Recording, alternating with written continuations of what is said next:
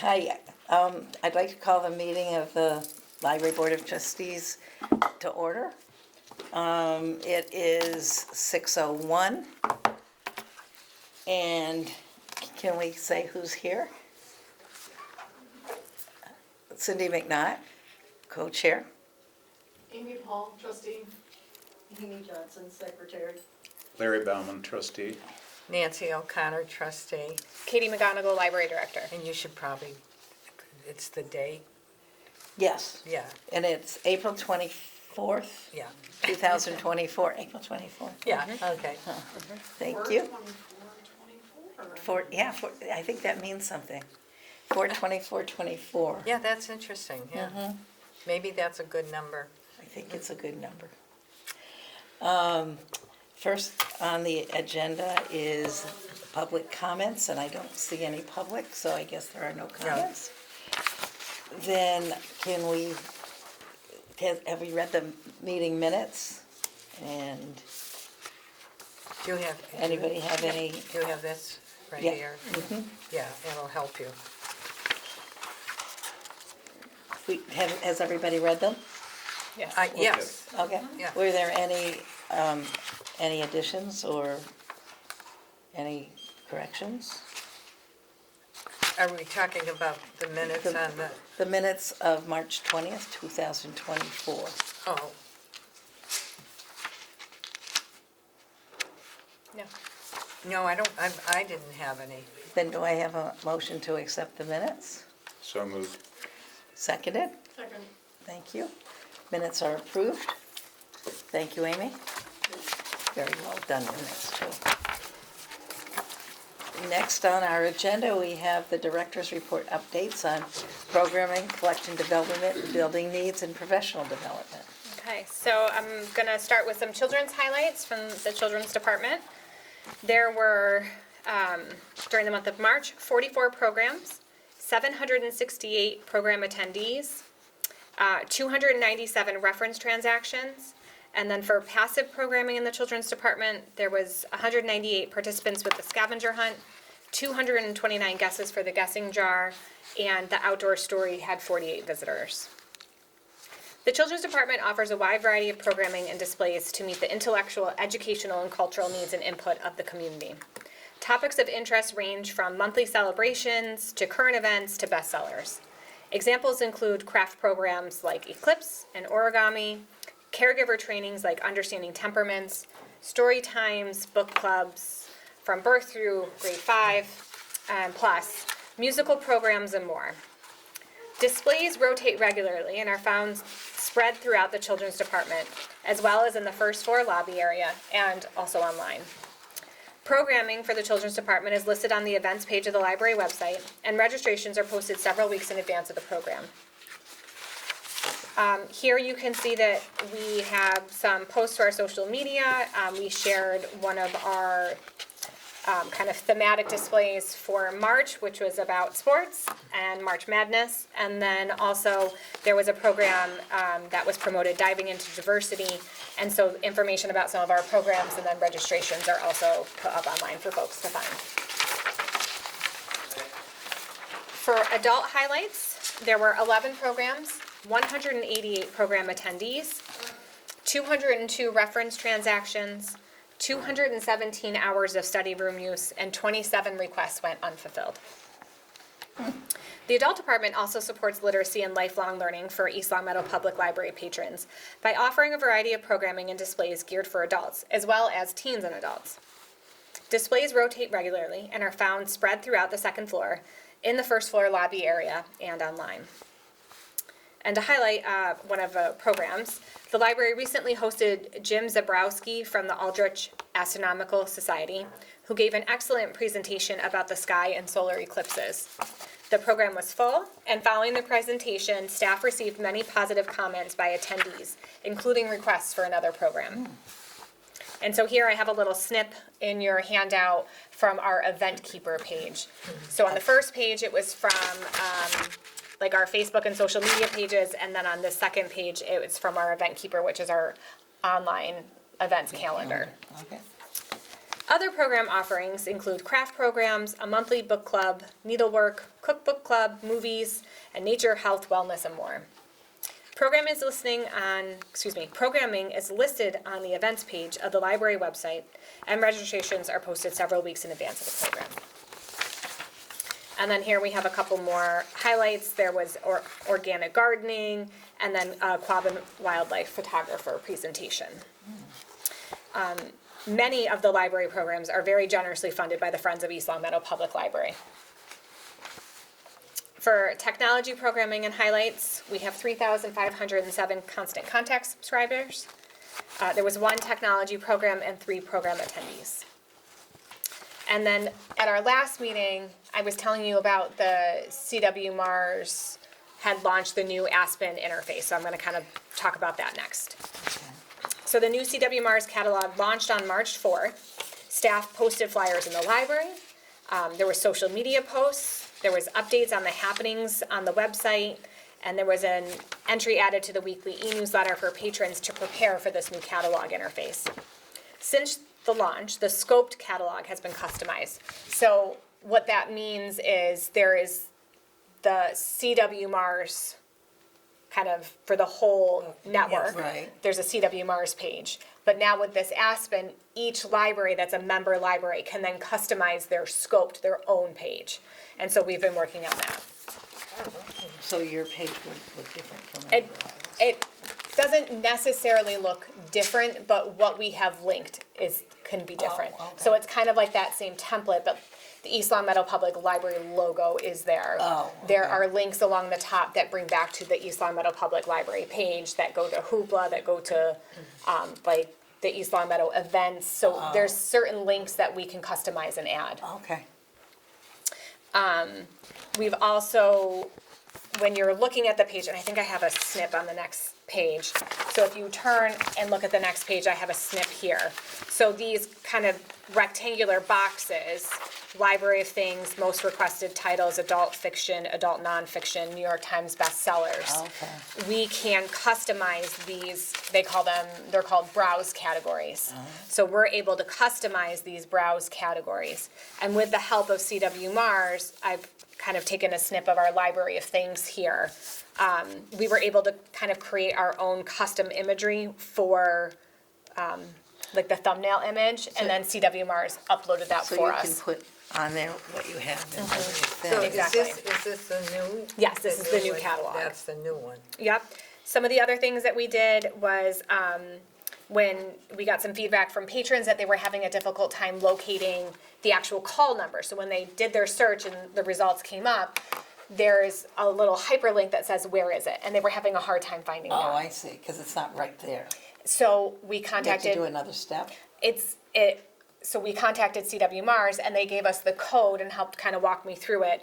And we were able to enlarge the size of the font, so now it is significantly larger, so it stands out more on the page in your results list, so it makes it easier to find, where is it, to get the call number. I see. So we've gotten some really great feedback from patrons and staff. You know, there's changes, and, you know, sometimes things yeah. take a couple turns to figure out what's working, what's not.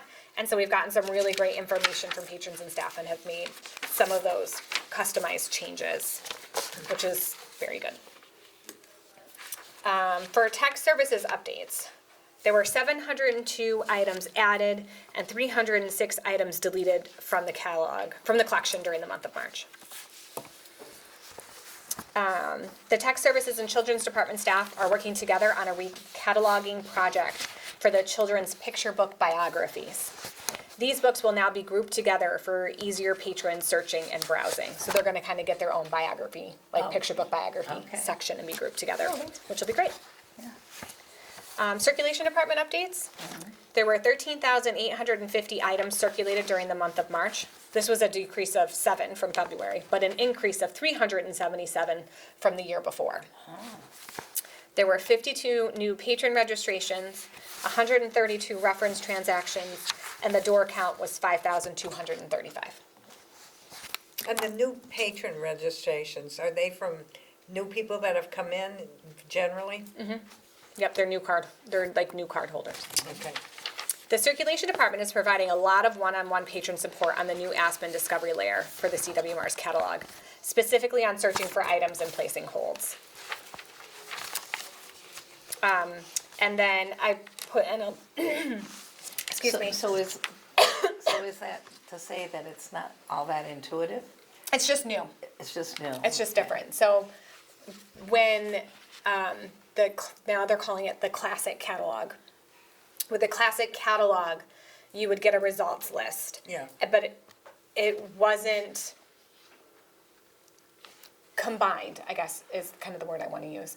It didn't combine all the different formats into one record. Okay. So you could go through 3, 4, 5, 6 pages, and the title you're looking for, on page 1 you might find the hardcover print, but on page 3 you might find the audiobook on CD, and then on page 4 you might find the playaway version. You would, the different formats would be on different pages. So you had a hunt to see if there was anything else. So now it's all combined, so when you Yeah. do a title search or an author search or what have you, they'll group all of the formats and you can select which Oh, format you want okay. just from one spot.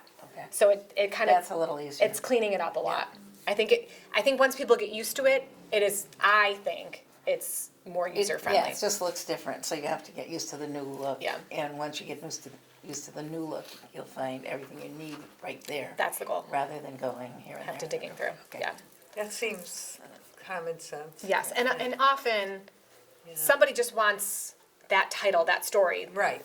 And they don't necessarily, it doesn't necessarily matter to them if it's a hardcover or a paperback right. or an audiobook on CD. They just want to get the first available Right, exactly. format. So then they can kind of see and choose that way. That's good. Does it Which give is you that exciting. option? Nice. Yeah. Does it also group different, like second printings into those same groups? I've found, Probably. that'd be cool. That's a great question. Sometimes it's the same book, but it's been cataloged differently because of Yeah. a different printing Like a date reprint, or- yeah. Maybe under I different know subjects I've gotten, and, tripped up by that in the past. Yeah. Or like there's like a special edition where they added a foreword or Right. a lot of the Stephen King books, for instance. will have- I know when I search online for books at this, the library, what they do is they tell you what's available and what form they're available in, so you can do it either audio or you can do it hardcover or whatever, Yeah. Yeah. if you want, yeah. Yeah, the other feature that I really like is that it's also within that kind of grouping, it'll include if there's an electronic version available. So if it's available on Libby, or, so East Long Meadow, we have Hoopla, which is another option for folks to stream or kind of access electronic material. So ebooks, e-audiobooks, Does magazines, shows, things like that. And it will show up now in the catalog. Does the Hoopla catalog the same books though? No, some might be the same as what you would find in Libby, but not necessarily. Okay. Also, you should look in both places. Yeah, I'm gonna do that. I will show you how. Okay. All right. So, I wasn't aware of that. yeah, I'll show you.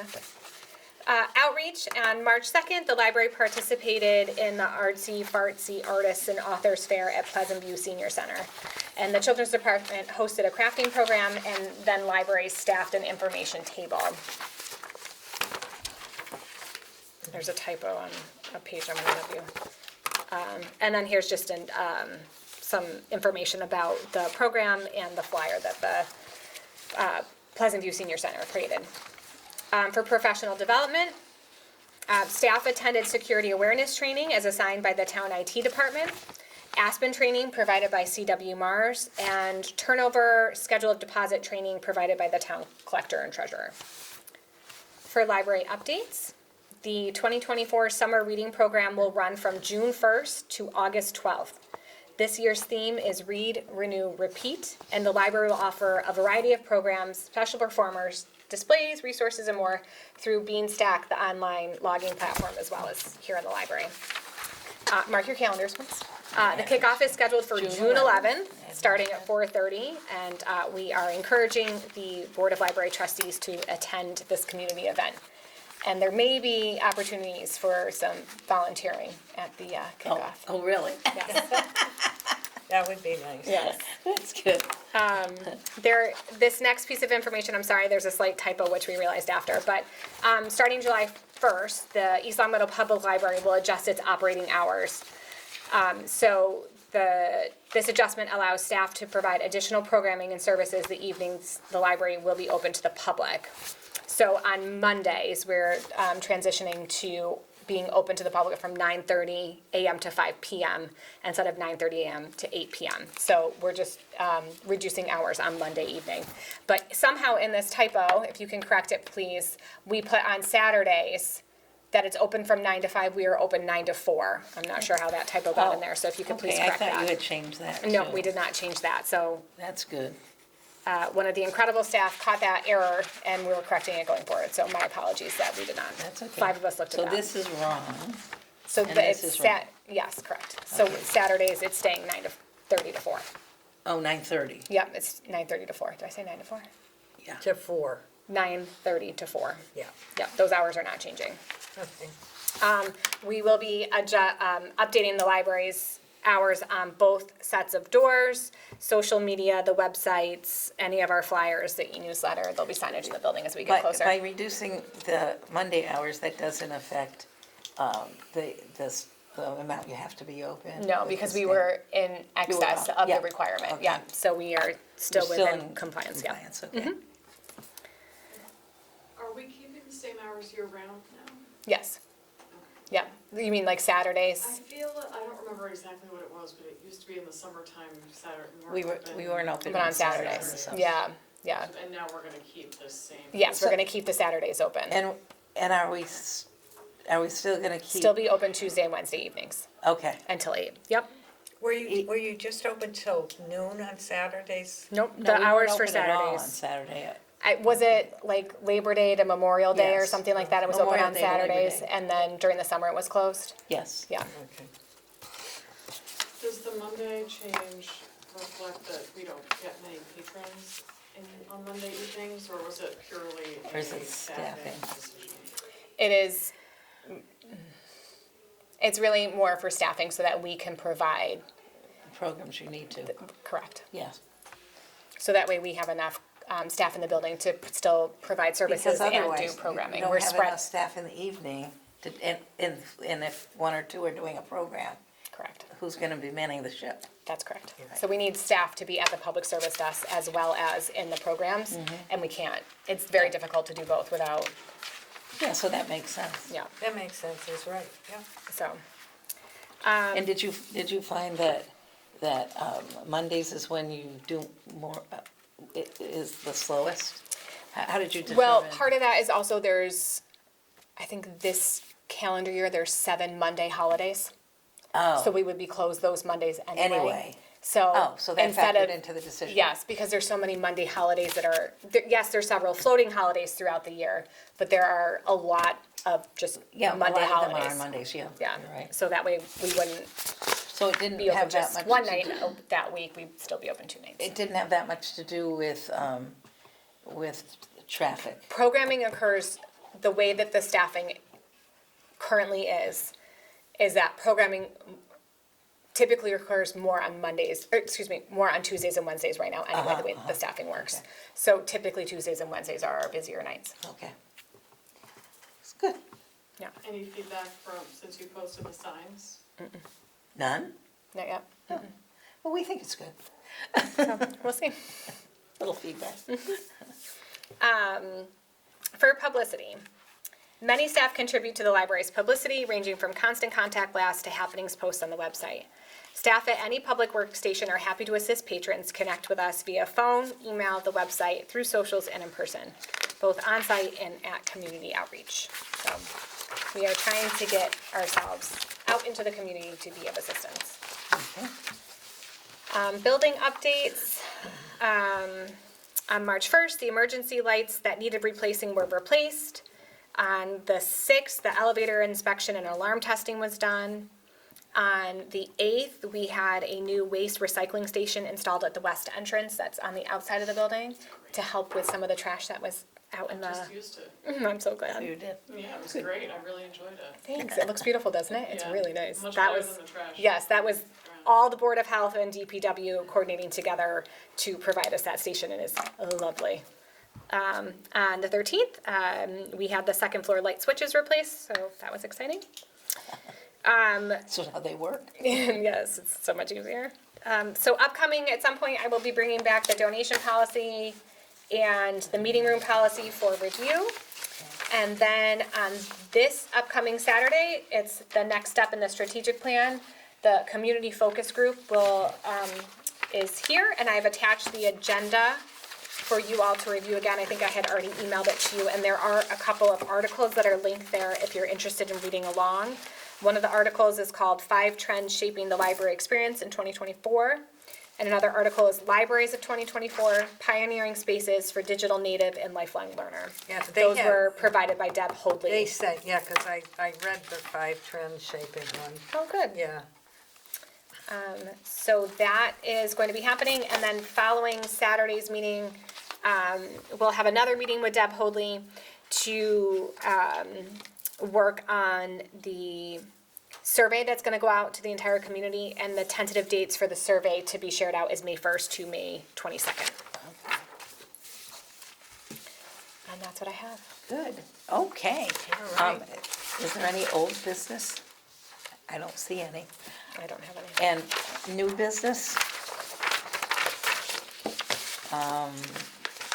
It was just like this whole week consulting that we were doing, right? Okay, do we have the Friends of the Library update? Would you like me to read that? Sure. Okay.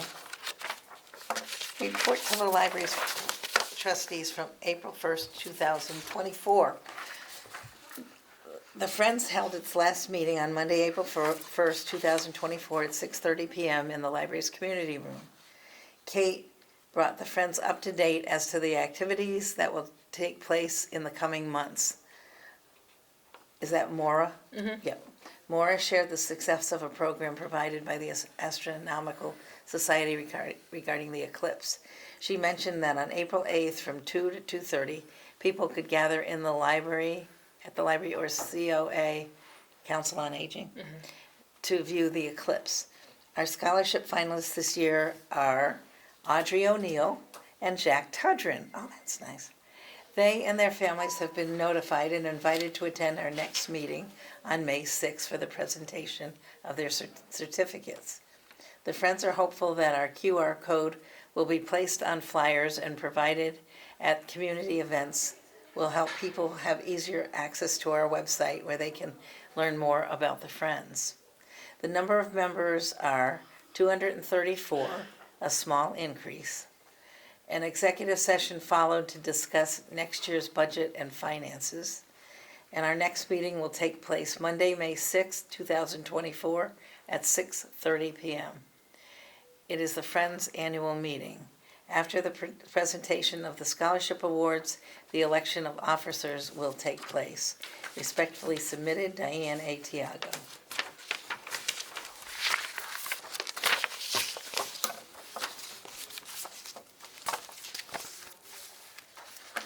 And I think that is, our next meeting will be May 15th, 2024 at 6 p.m. If anybody would like to attend, they're welcome. I hope you'll all be here. Yeah, And members of the public. and members of the public. And with that, I think we could adjourn the meeting. Do I have a motion to adjourn? Second. Oh, I'm sorry. Yes, motion to adjourn. I thought you. Okay, thank you. Do I have a second? Nobody wants to adjourn? I'll second Oh, it. good. Okay. The meeting is adjourned at 6:25. Wow. Well.